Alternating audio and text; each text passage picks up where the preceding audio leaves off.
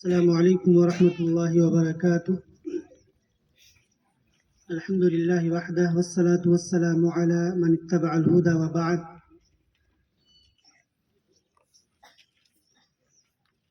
جامعہ محمدیہ سلفیہ کے ذمہ داران اور اساتذہ کرام، جامعہ کے طلباء اور گاؤں کے اسکول کے سارے بچے اور ان کے ٹیچرز حضرات، ہم اور آپ یہاں پر جس مناسبت سے جمع ہوئے ہیں وہ ہر فرد کو، ہر شخص کو معلوم ہے کہ آج کی تاریخ میں ہم اور آپ 76واں یوم جمہوریہ اور اس کی خوشی منانے کے لیے اکٹھا ہیں۔ عزیز طلباء اور تمام حاضرین، ہندوستان کی آزادی اور آزادی کا پورا واقعہ، پوری کہانی ہمیں اور آپ کو بہت کچھ سبق دیتی ہے، بہت کچھ سکھاتی ہے۔ اس آزادی کے لیے ہمارے پرکھوں نے، اس دن کو حاصل کرنے کے لیے ہمارے اور آپ کے آباء و اجداد نے، چاہے وہ ہندو ہوں یا مسلم یا سکھ یا عیسائی، سب نے مل کر کے اس ملک کی آزادی کے لیے تن من دھن کی بازی لگائی ہے۔ اس کے بعد جا کر کے یہ ملک آزاد ہوا ہے۔ میرے بھائیوں، عزیز طلباء، محترم حاضرین، یہ آزادی کا پروانہ جو ہمیں آپ کو ملا ہے کہ ویسے نہیں مل گیا ہے۔ کسی شاعر نے کہا ہے کہ میرے پیارے وطن تیری آغوش میں، میرے پیارے وطن تیری آغوش میں، خون کی ندیاں تک بہائی گئیں، ملک کا گوشہ گوشہ اجاڑا گیا، ملک کا گوشہ گوشہ اجاڑا گیا، کتنی معصوم روحیں جلائی گئیں۔ عزیز طلباء، محترم حاضرین، یہ آزادی کا دن، یہ 76واں یوم جمہوریہ ہمیں اور آپ کو کچھ پیغام دیتا ہے۔ ان پیغامات میں سے پہلا اور اہم پیغام یہ ہے کہ ہم سب کو متحد ہو کر کے اس ملک کے لیے کام کرنا چاہیے۔ اس لیے کہ ہمارے اسلاف نے متحد ہو کر کے، مل کر کے، ایک جٹ ہو کر کے اس ملک ہندوستان کو آزاد کرانے کے لیے کام کیا تھا۔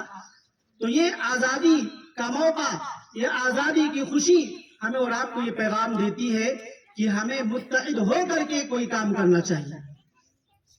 دوسرا پیغام جو اس دن سے ہمیں اور آپ کو ملتا ہے وہ یہ کہ ملک سے محبت کا جذبہ ہر ہندوستانی کے اندر ہونا چاہیے۔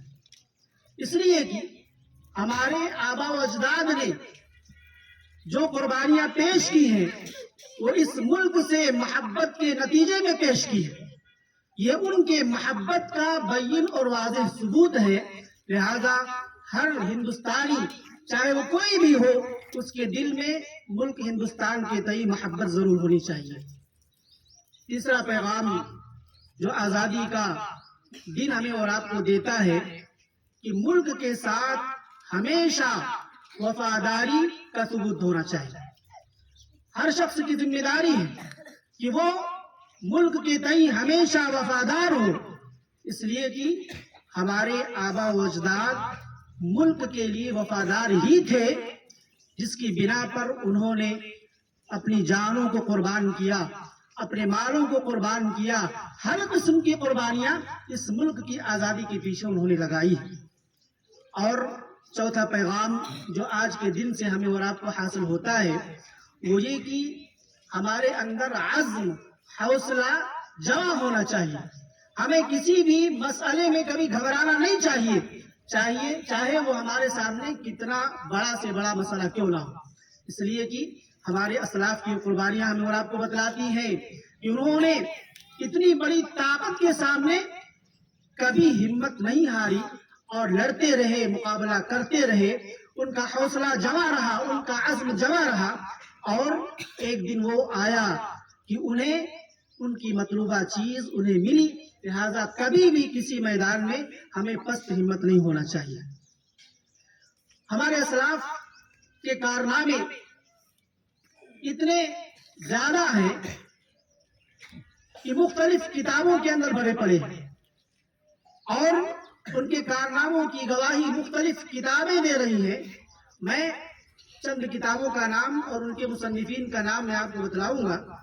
गुलाम रसूल मेहर की किताब है सरगुज़श्ते मुजाहिदीन, बहुत अहम किताब है इस मौजू पर। हिंदुस्तान की आज़ादी में हमारे असलाफ ने क्या कुर्बानियां दी हैं, इस मौजू पर बहुत ही जामे, बहुत ही अहम किताब है। इसमें वो कहते हैं कि हिंदुस्तान में मुसलमानों ने हिंदुस्तान को आज़ाद कराने के लिए जो कुर्बानियां पेश की हैं, उनकी कुर्बानियों को एक तरफ रखा जाए तो उनकी कुर्बानियां एक ठाठे मारते हुए समंदर की तरह है, और उनके मुकाबले में गैरों की कुर्बानियां जो हैं वो समंदर के चंद चुल्लू पानी से ज्यादा नहीं है। इसे आप अंदाजा करें कि हमारे आबा व अजदाद ने इस मुल्क को आजाद कराने के लिए कितनी बड़ी कुर्बानियां पेश की हैं। दूसरी जगह कहते हैं कि इस मुल्क हिंदुस्तान को आजाद कराने में मुसलमानों ने जितना खून बहाया है, दूसरे लोगों ने उतना पसीना भी नहीं बहाया। इस मुल्क हिंदुस्तान की आजादी में मुसलमानों ने जितना खून बहाया है, दूसरे लोगों ने उतना पसीना भी नहीं बहाया होगा।